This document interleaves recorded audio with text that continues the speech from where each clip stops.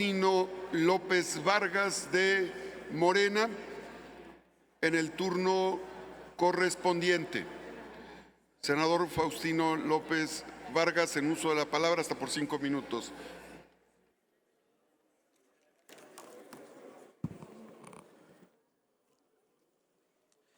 Con su venia, estimado presidente, buenas tardes a todas y todos, los saludo con afecto.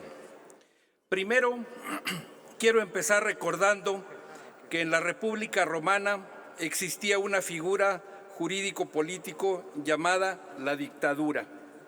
En efecto, el dictador romano se le revestía de un poder extraordinario para solventar emergencias y anomalías graves y de urgente resolución por 6 meses, siendo entre las principales causas cuando el Estado se encontraba en peligro en caso de una guerra exterior. También se utilizaba para sedar una conmoción o desorden público interior cuando una de las instituciones del Estado estaba en peligro, y otras emergencias que incluyen las sociales, económicas y ecológicas. Esto, sin lugar a duda, es preludio histórico de los actuales estados de excepción y cuyo uso, salvo a la antigua Roma, muchas veces las cosas y del desastre. Es en consecuencia que el dictamen que hoy nos atañe trata de un tema que tiene a causar revuelo entre aquellos que se interesan en la seguridad del pueblo y no le ven en esto la oportunidad de desinformarlo para propagar miedo y falsos escenarios. Por eso que hoy me quiero dirigir a la gente y asegurarme que comprenda que votar este dictamen a favor generará beneficios a nuestro pueblo. Es indispensable partir del hecho de que las administraciones anteriores nos heredaron una crisis de inseguridad que han lastimado a la población y lo más profundo de su integridad, de sus familias y de su dignidad. Y quiero que sepan que su dolor no nos es indiferente, que nos preocupa y que por eso estamos tratando de revertir esos efectos y construir una estrategia de seguridad integral que dé resultados. El dictamen que estamos analizando es parte de esta solución.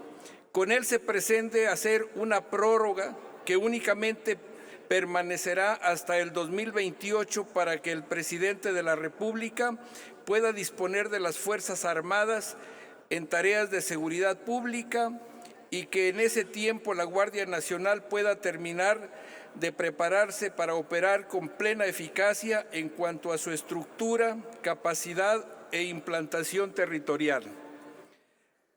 La diferencia no solo radica en el tiempo, sino en que además la participación de las Fuerzas Armadas será bajo un enfoque de respeto a los derechos humanos, priorizando aquellos de los pueblos y comunidades indígenas y afromexicanos para evitar que sean vulnerados como parte de la garantía de no repetición.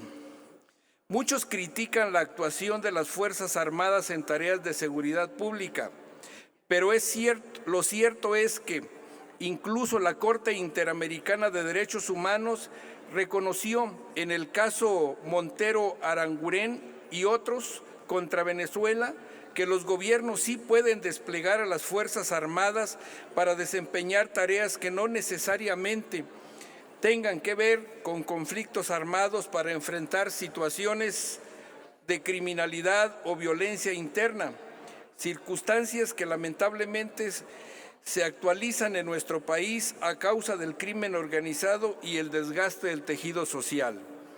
Por ello, quiero destacar los logros que han tenido las Fuerzas Armadas a partir de la entrada en vigor del decreto de reforma constitucionales en materia de Guardia Nacional del 2019.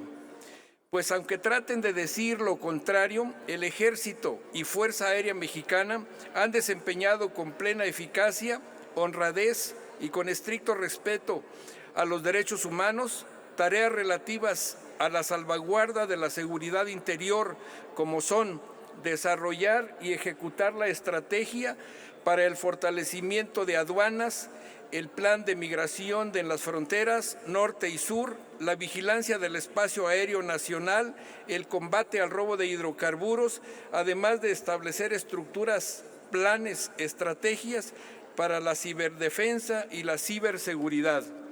Además, en materia de seguridad pública e interior, las Fuerzas Armadas han realizado tareas trascendentales en el fortalecimiento integral de la estrategia de seguridad con el Plan General Integral 2021-2024 para consolidar la Guardia Nacional.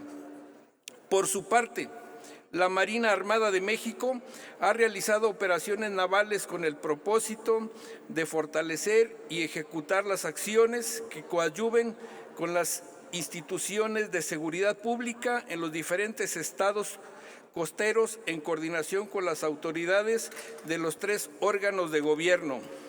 Como resultado, se han disminuido los índices de violencia para salvaguardar la vida, las libertades, la integridad y el patrimonio de las personas, contribuyendo en la preservación del orden público y la paz social.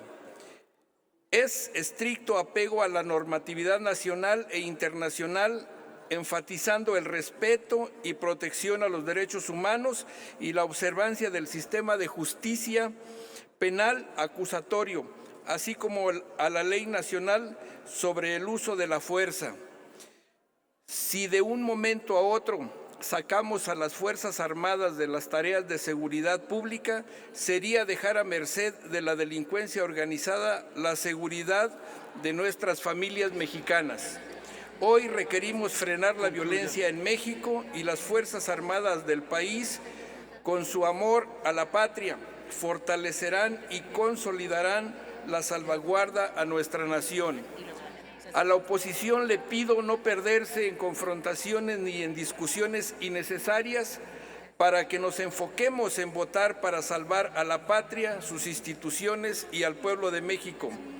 Y es justamente al pueblo a quien le reitero que no está solo. Aquí tienen mi apoyo y el de los verdaderos representantes que lucharemos por su seguridad.